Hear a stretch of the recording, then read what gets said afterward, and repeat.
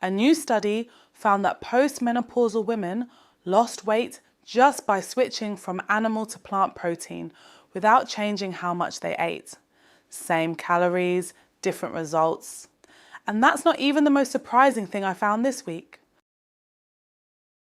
Hi there, I'm Tony Lee, and this is Hot Flasher, your daily menopause podcast that serves up fresh news, research, and wellness tips.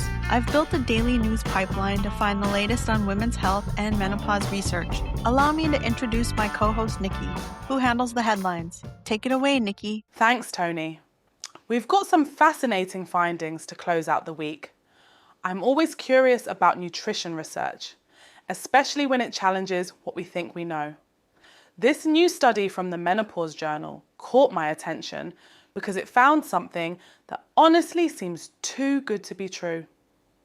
Researchers looked at postmenopausal women and found that those who replaced animal protein with plant protein lost weight even when they ate the same number of calories. Same amount of food, different results. The study showed a clear dose-response relationship, meaning the more plant protein they ate instead of animal protein, the more weight they lost. We're talking about swapping chicken for lentils, beef for beans, cheese for nuts. The researchers controlled for calorie intake. So this wasn't about eating less. It was about eating differently. Now, I'm naturally skeptical of anything that sounds like a magic bullet, but the study was well designed and the results were consistent.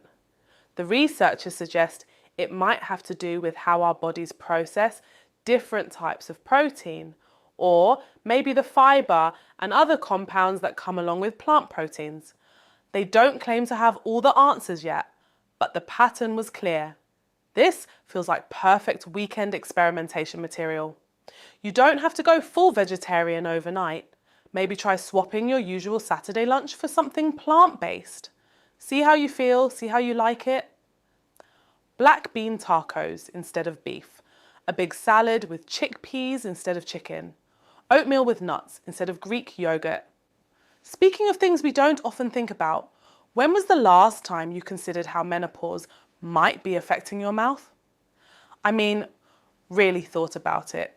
Most of us focus on hot flashes, sleep issues, mood changes, but according to the Washington Post, our oral health takes a hit too, and most women have no idea it's connected to hormones.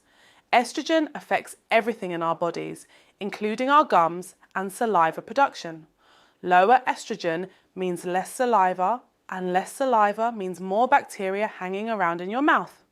That can lead to gum disease, tooth decay, even changes in how things taste. Some women notice a metallic taste, or find that their favourite foods taste different. Your gums might become more sensitive or prone to bleeding. Your mouth might feel perpetually dry, especially at night. And because we're already dealing with sleep disruptions, having a dry mouth making things worse feels particularly unfair. The article points out that many dentists aren't thinking about menopause when they see these changes. They might treat the symptoms without connecting them to the bigger hormonal picture. So if you've noticed changes in your mouth, dry mouth, sensitive gums, weird tastes, it might be worth mentioning to both your doctor and your dentist that you're in perimenopause or menopause. Some women find that staying extra hydrated helps with the dry mouth. Others use a humidifier at night. Sugar-free gum can stimulate saliva production. Small adjustments, but they can make a real difference. Now, this next story from Oprah Daily touches on something heavier, but equally important.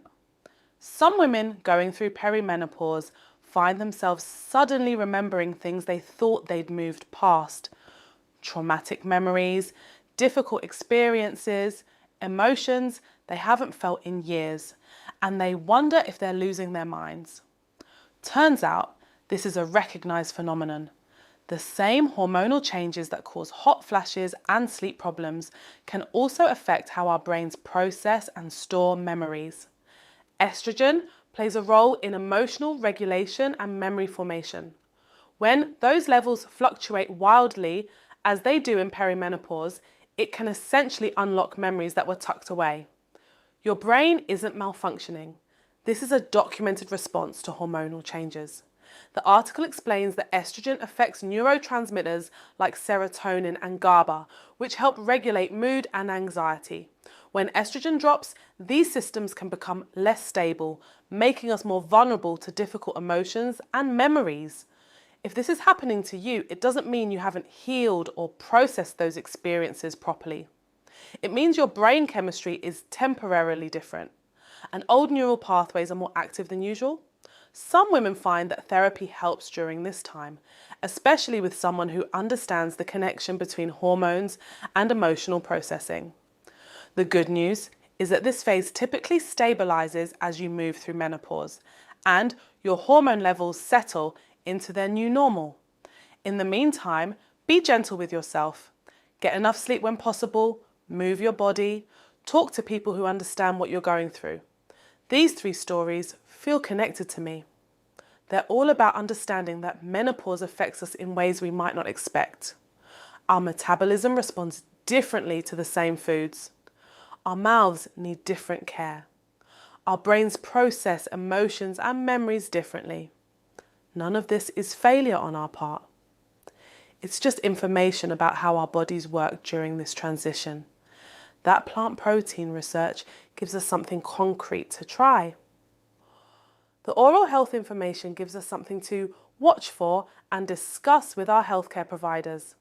And that piece about traumatic memories gives us permission to be patient with ourselves if old feelings resurface unexpectedly. Thanks for hanging out with us this week. If you're enjoying Hot Flasher, hit subscribe wherever you listen so you don't miss an episode. Have a great weekend, and I'll see you Monday. That's our week. Thanks for listening to Hot Flasher. We'll be back on Monday. Have a great weekend, everyone.